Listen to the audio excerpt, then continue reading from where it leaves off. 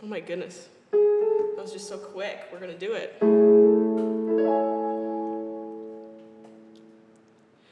Moonbeam shining across your face, and I couldn't help but stop and stare. If I had only realized that I'd be someone better on my own. Waited my short life for you, dear, thinking you'd be who I needed to treat me like I wanted to be. Now I see that that person is me.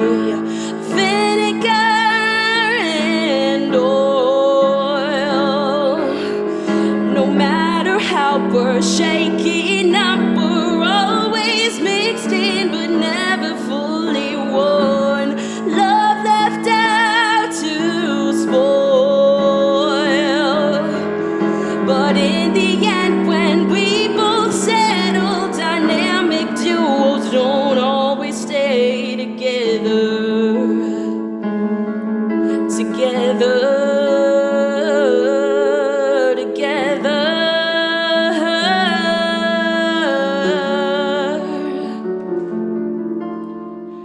Bitter taste like no other.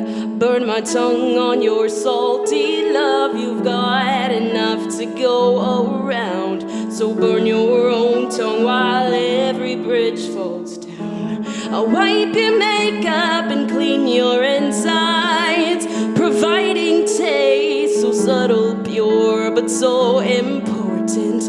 It's no wonder I always end on top. Vinegar and oil. No matter how we're shaking up, we're always mixed in but never fully one. Love left out to spoil. But in the end, when we both settle, dynamic duos don't always stay together.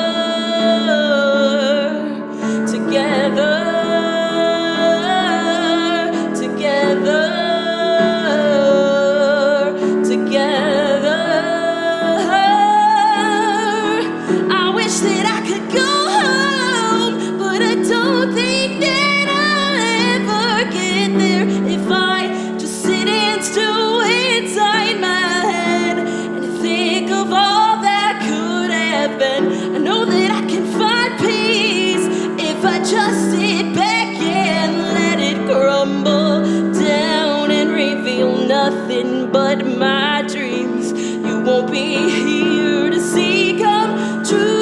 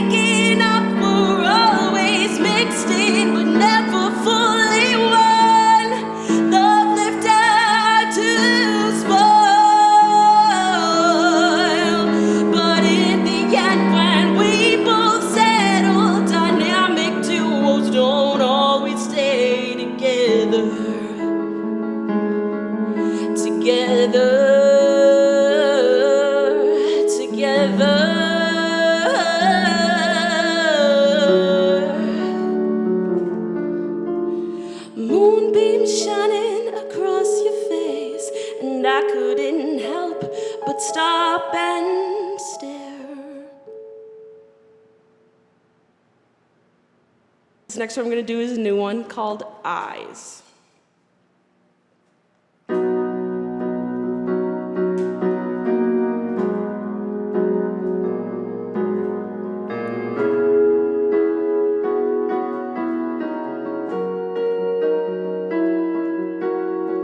Children's clothes fit me better than plus-sized clothes, fit me better than anything I could buy at the corner store.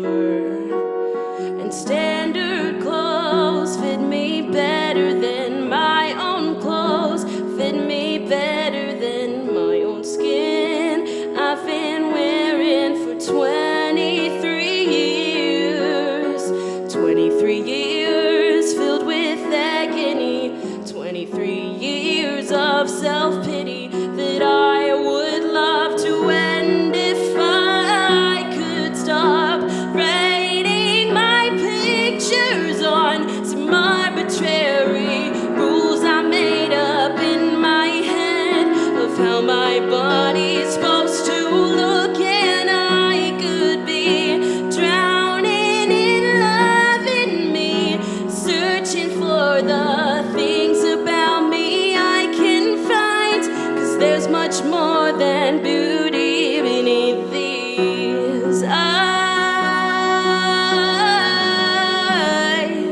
Ooh.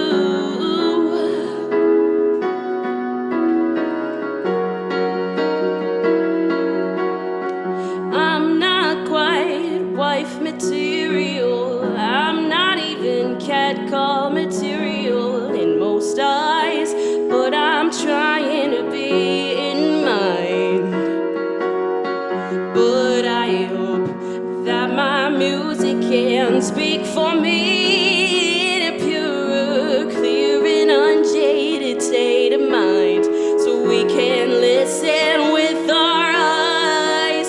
Maybe it's the body dysmorphia that affects my euphoria that I would love to find if only I could stop rating my pictures on some arbitrary rules I made up in my head of how my body is supposed to look, and I could be drowning in love in me, searching for the things about me I can find, 'cause there's much more than beauty beneath these eyes.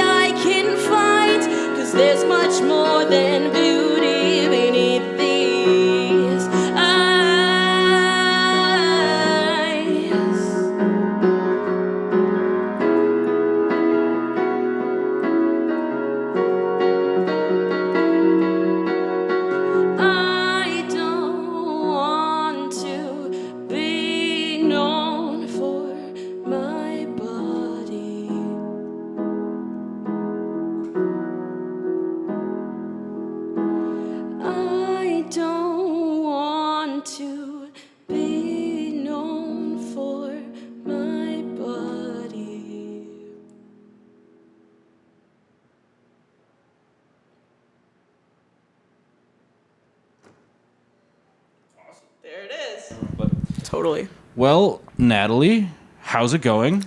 It's going well. I'm really excited to be here. I'm excited to have you here. This is probably I think we were talking off mic, off camera. It's like the first time you performed in a while. Yeah. It's the first time I think a lot of people have been able to like indulge in live music for maybe a minute, even if it's on video. Mm-hmm, definitely. So how's quarantine going for you as well? You're a creative and stuff like that. Have you been doing anything to try and keep the sanity? That's a great question. So, I mean, being a creative type, an artist of any kind during a time like this is so hard because, you know, like as artists who have performative music, we want to be able to share our craft with one another and with other people. And so like the act of sharing being gone from my life and my colleagues' lives, I think is really tough, to say the least. As far as like staying sane goes, I've been cooking a lot. My mom, bless her heart, got us like HelloFresh meal kits, so we didn't have to go to the store as much. Nice. So I've been like cooking new things all the time and like watching a lot of cult classics and playing cards a lot. Nice. You know? Well, we've been writing any music because today you're playing all new songs, not on record anywhere. Have you been writing a ton or? I'm definitely writing. Okay. It's hard to gauge how much a ton is because I've like totally lost all sense of time. You know? I think everyone has. It's like the idea that January and February just don't exist. They just never happened. Yeah. I remember like 2 days. I remember like Valentine's Day when I went to go see Opeth, and I remember playing at the Entry in January, and that's it. Everything else has just been like a blur. Just gone. But so I have been teaching private lessons and sort of like goofing off in between lessons or like before and after when I'm sitting by my instruments. And, you know, teaching at home kind of gets me into a new headspace because I'm, you know, doing my professional work where I usually do my personal work, you know, and so there's been a bit of an intersection with those two lives. And I've been writing a lot more for piano because I teach piano a lot more, so sitting at my piano and goofing off a lot lately. Gotcha. So talk to me about the first two songs you played, which was Oil and Vinegar and I believe Eyes. Yeah, those two. So I'll kind of go in order. So Vinegar and Oil is a song that I wrote in college, which I graduated in 2019. So it's been maybe a year or two since I kind of started that one. And that one is, you know, using the metaphor of vinegar and oil as two people who like are a really dynamic duo together, but inevitably end up apart. Sort of in relation to, or I guess dedication to, an old friend of mine who is no longer a friend, to say the least. And, you know, I've written songs, plural songs, like more than one, about this person. And I think that this one is the most, like, kind of like heartfelt goodbye. Gotcha. Of, like, kind of like a respectful divergence. Were the other songs, have you performed the other songs? Oh, yeah. Okay. The other one is Inside of You. Okay. Which is the last single you released, correct? Yeah. The last one we released, which was in, like, March. Yep. And, yeah, that one's very much angry and spiteful, to say the least. Absolutely. So there's the duality of those two ideas there. And then Eyes is a song that I feel like that's been a long time coming for me about, you know, just dealing with body image issues in the modern world, especially in like the digital world.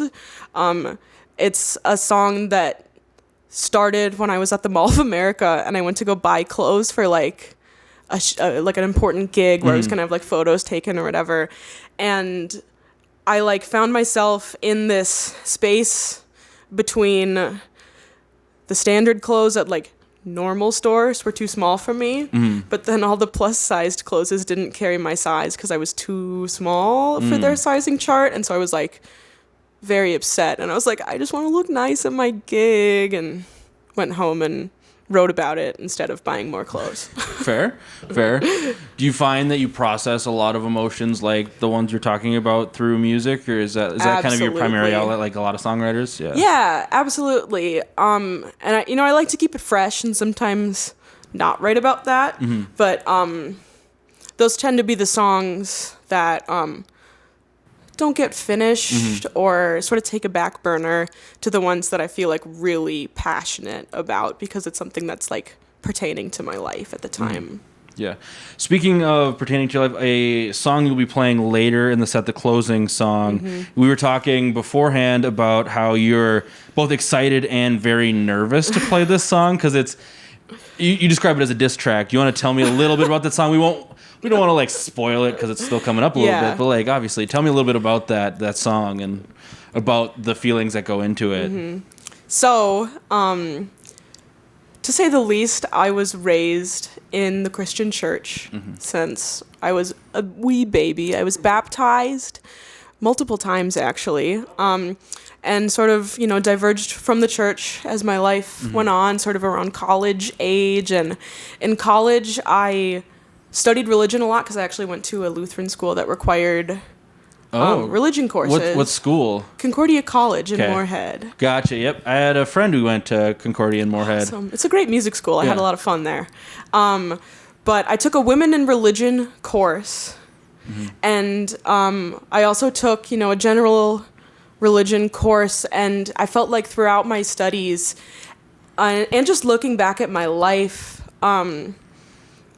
really noticing that the church isn't a place for the disenfranchised and the marginalized people, even though, it's sort of advertised that it's supposed to be. And even more personally, coming from the perspective of someone who's not straight, someone who's not a man, and someone who has what some people might call a broken family, it was really hard to grow up in the church because, I too felt othered by the experiences I had. And so I just felt like I needed to say something in song form. And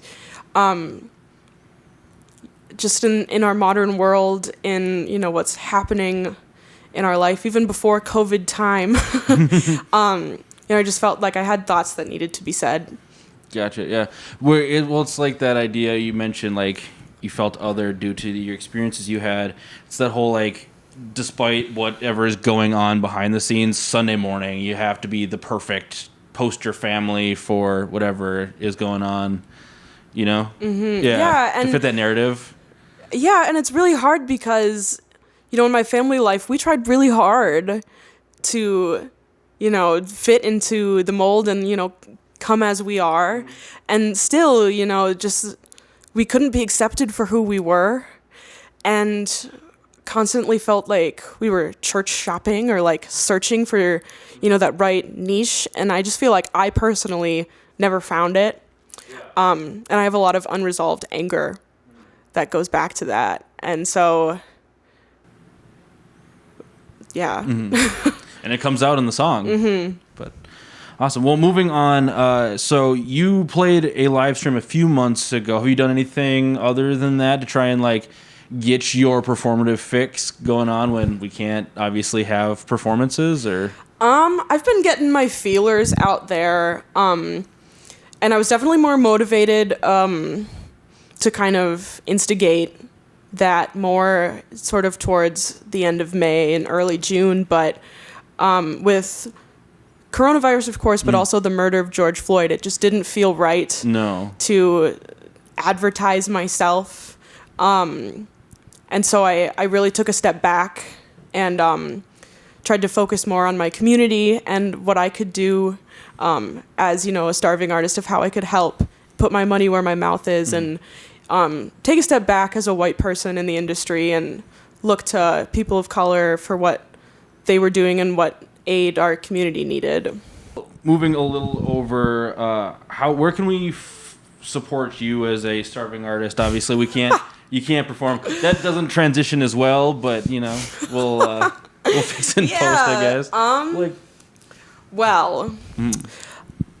I feel like the best thing right now to plug is, I have a lot of music on Bandcamp, and Bandcamp has the pay what you can function, where you can pay the price floor that I set, or you can pay more. So like, if you want to throw money at me, you have that opportunity with Bandcamp. Otherwise, just listening is good. I think one thing that's sort of glaring a lot of artists in the face right now is like this idea of staying relevant during this time of life when like there are so many other things that demand our attention, and like new music is, you know, kind of on the back burner. So just, you know, listening, and not even just listening to me, but listening to others, and remembering that there are still artists out there that, you know, want to share their art with you. Yeah. Well, where can we find you online? Because you have the you have the Facebooks, the Instagrams, all of that stuff. What's the links where people can find that stuff? Great question. So I think Twitter is just at Natalie Fideler. Okay. Instagram is Natalie Fideler Music. Okay. Facebook is also / Natalie Fideler Music.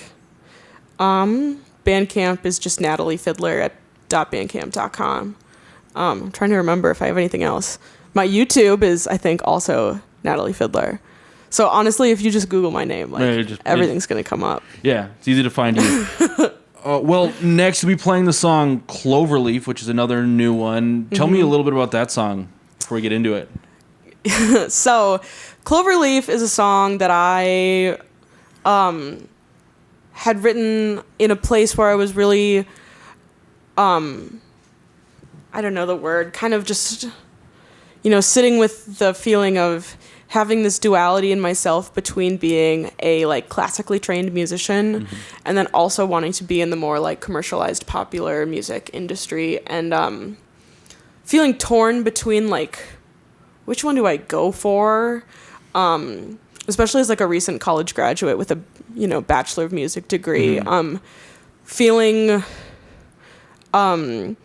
like there wasn't a way that I could do both for some reason. I felt like I was being pulled in these two different directions, and working through those feelings and trying to come to terms with like this idea of like, have I lost my shot yet? Gotcha. Well, it's Cloverleaf here on Ear Coffee. I guess we'll call it live.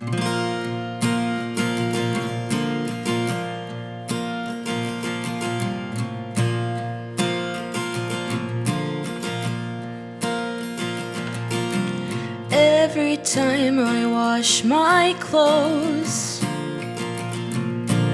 everything gets smaller. Colors bleeding beautiful till everything melts to a dusty gray.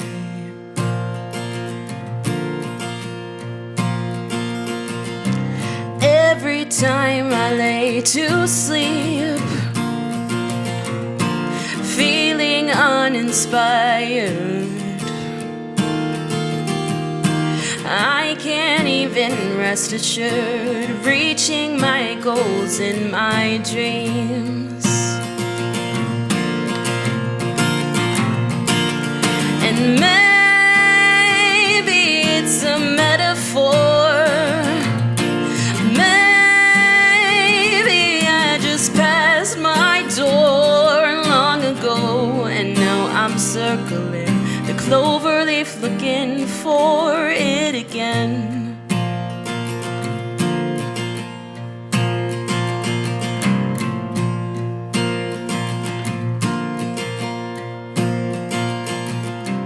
Every time I wash my sheets,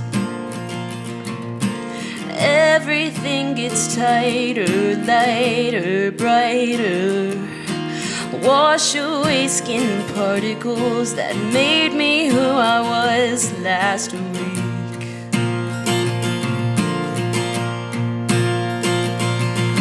Stickers on my Nalgene bottle, prints I guess I like to rep. Band whose music makes me sad for not following after them. I'm scared of what I'm longing for, 'cause I think I passed my door long ago, and now I'm circling the cloverleaf looking for it again.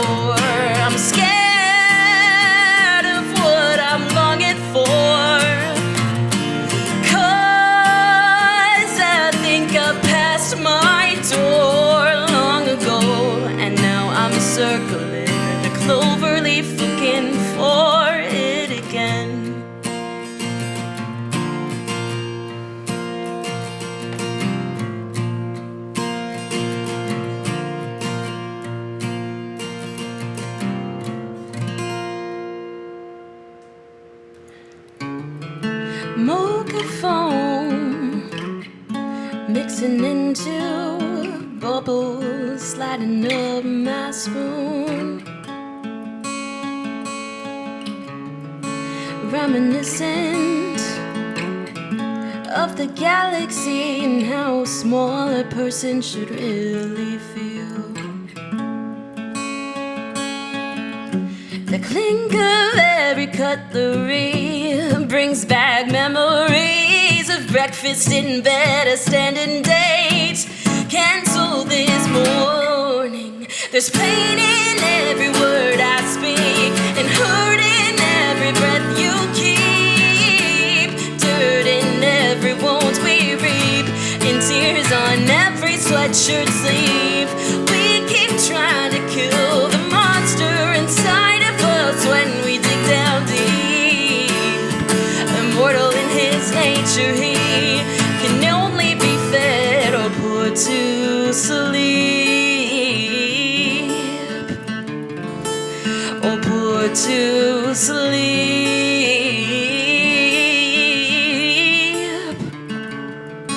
Coffee grounds falling over, food waste from the night before. If I get up early enough, will I be able to set you up for a good day? A glass of wine to ease your mind in hopes that you'll unwind and tell me lovingly that you'll still support me even when you're down. There's pain in every word I speak and hurt in every breath you keep, dirt in every wound we reap, and tears on every sweatshirt sleeve. We keep trying to kill the monster inside of us when we dig down deep. Immortal in his nature, he can only be fed or put to sleep, or put to sleep.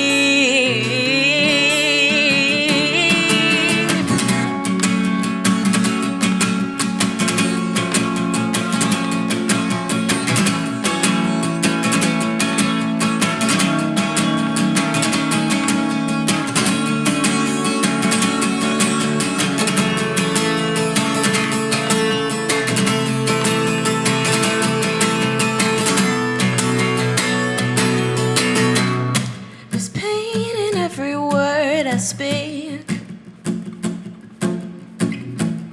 Maybe we'll be okay after a good night's sleep. There's hurt in every breath you keep. I'll try to be the person that you need, that you need.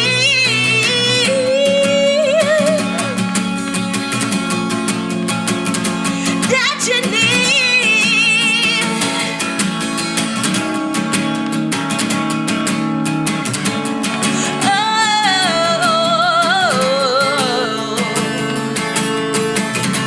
I'll try to be the person that you need, that you need.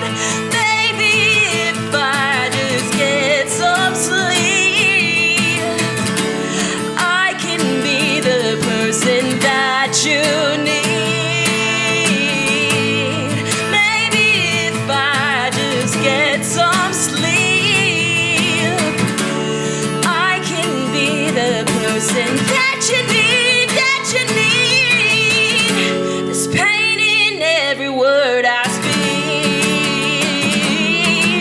There's pain in every word I speak, and hurt in every breath you keep, dirt in every wound we reap, and tears on every sweatshirt sleeve. We keep trying to kill the monster inside of us when we dig down deep. Immortal in his nature, he can only be fed or put to sleep, or put to sleep.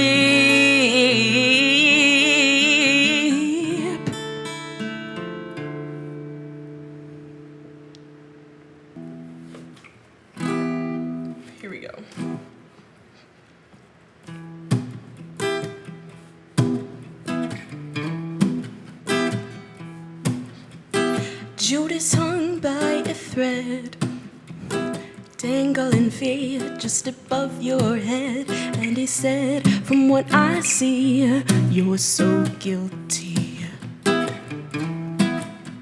And Judas, I heard him say, the Lord thinks that I am the one to betray, but it seems that I may be the lesser of evils. And if he said to the preacher man, forgive me for I have sins, he'd be forgiven in the blink of an eye. And that's more than I can say for you.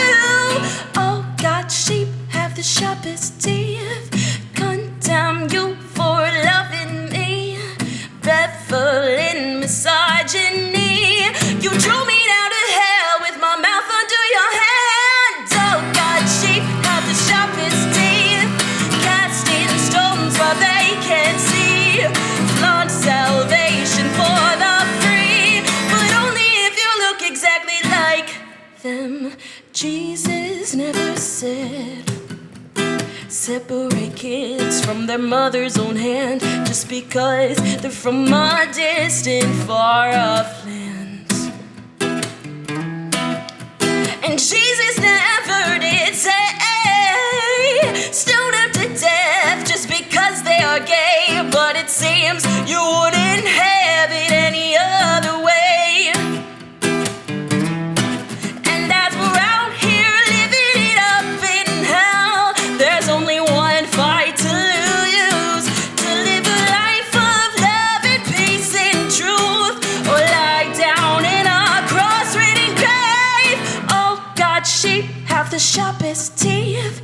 Condemn you for loving me, reveling misogyny. You threw me down to hell with my mouth under your hand.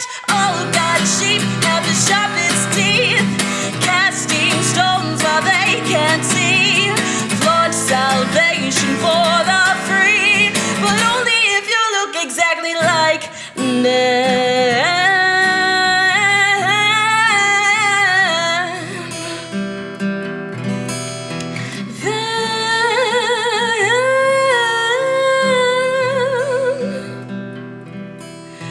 Baptized from birth,